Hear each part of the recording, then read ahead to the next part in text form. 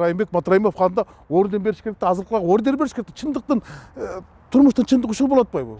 Акылбек Усенбекович, вы самое слабое звено, прошайта дегенде эле кылтырып кетириш керек болчу. Бирок президент тепки жеди, парламент тепки жеди, аяк эмнеге келди? Кандай результат берди? Эчтеке жок. Саламатсызбы Чылыкыч. Бүгүнкү күндө Кабмин төрагасы Акылбек Жапаровду отставкага кетирүү боюнча маселе кайрадан козголуп жатат. Ушул боюнча сиз кандай көз караштасыз? Мурункудай эле биринчиден Акылбек Усенбековичти кечириш керек эмес, кетириш керек. Өткөндө эми өлкө башчыбыз Садыр Нуркожоевич Жапаров ашууда ат алмашпайт тарихинде Акылбек Усенбековичке болушуп койбоду, мындай алмаштырбайынча ооба. Эгер артылган жүгү оор болсо, бара турган сапары алыс болсо, ашууда ат алмаштырбайт. Кыбыраган кырашат деп коет кыргызда. Бирок ошол оор жүктү ат көтөрө албай, ашууга жете албай, жыгылып калса анда алмаштырууга аргасыз болот да. Менимче Акылбек Усенбекович президент берген ишенимди же болбосо үмүттү актай алган жок. Андыктан ал кетириши керек болчу, кетиши да керек болчу. Өзү деле суранса болмок. Эми мындай да биринчи негизги себеп Акылбек Усенбековичти кызматтан кетиргенге бул бюджетти аткара алган жок.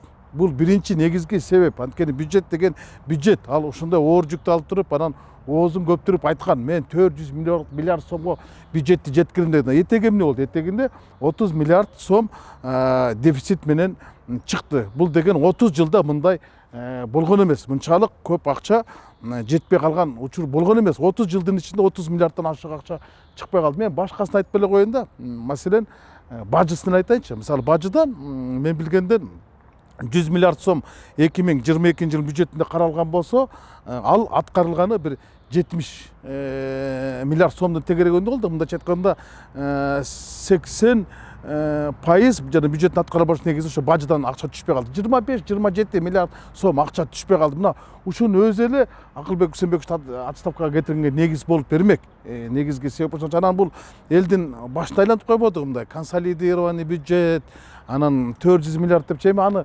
алы карашып өткөндө айтып бербеди. Консолидированный бюджет деген эмне? Бул эми мындай кылып атат да, элдин башты айлантып атат да, ойбуй Акылбек Усенбекович укмуш реформалар экен.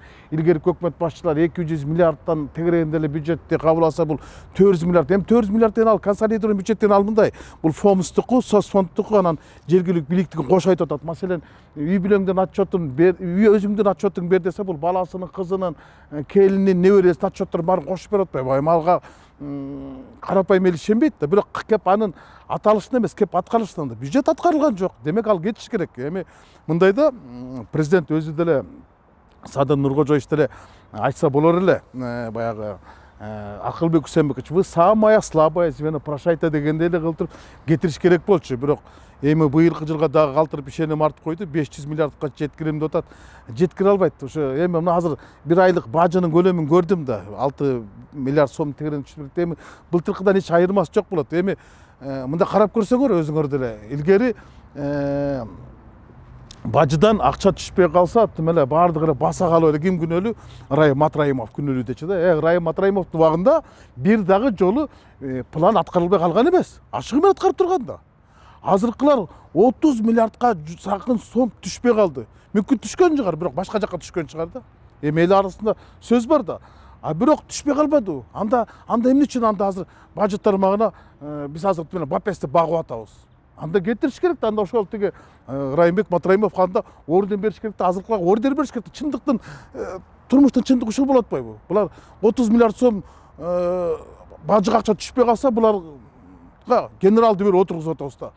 Тигин болсо баса калып төө басты калганбыз. Эми кандай болгон күндө бул экономикалык негиздер. Экономикалык негиздер эч кандай көрсөткүч жок. Мисалы, Акылбек Усенбекович кандай гана нерселерди кабыл алып берген жок. Маселен, кумарканалар боюнча да, кумаркалар боюнча мыйзамды кабыл алып бер деди. Президент тепки жеди, парламент тепки жеди.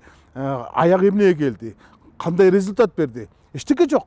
2 миллиард сом ошо кумаркалардан түшөт деген түшкөн жок. Машиналарды жана чүмбөт деген тонировканы киргизип берди, өкмөт кабыл алып берди. Бирок акча көбөйдү. Мен акча көбөйгөнүн көргөн жокмун, бирок жол кырсыктары көбөйдү. Адам өлүмдөрү көбөйдү.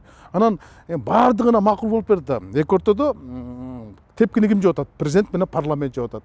Бул киши канчалык көп отурса, ошончолук эле тепкини жей берет. Эми президентибиз Садыр Нуркожоевич, азыр сиз Акылбек Үсенбековичке канчалык көп болушсаңыз, өзүңө болуша турган кишилердин саны азайып баратат.